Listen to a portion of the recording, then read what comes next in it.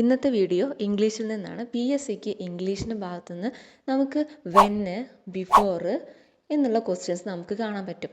ഇപ്പോൾ ഒരു എക്സാമ്പിളായിട്ട് When he reached the station, the train had already left. നമുക്ക് ഈ ഒരൊറ്റ ക്വസ്റ്റ്യൻ മാത്രമേ PSCക്ക് വരുള്ളൂ എന്ന് പറയാൻ പറ്റില്ല. നമുക്ക് കൂടുതൽ ഉദാഹരണങ്ങളിലേക്ക് നോക്കണം.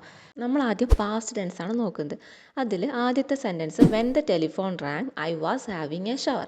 ഇതിൽ വെൻ ദ ടെലിഫോൺ റാങ് എന്നുള്ളത് പാസ്റ്റ് ആണ് വരുന്നത്. I was having a shower എന്നുള്ളത് പാസ്റ്റ് കണ്ടിന്യൂസും.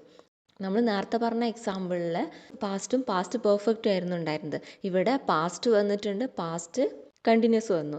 ഇനി അടുത്തൊരു example when I was young there were no houses here. രണ്ടും പാസ്റ്റാണ് വന്നത്. ഇനി അതുപോലെ വേറൊരു സെൻറ്റൻസ് ആണ് when I have finished my homework I am going to phone Marita. ഇതിൽ when I have finished my homework എന്നുള്ളത് പ്രസൻറ്റ് പെർഫെക്റ്റിലാണ്.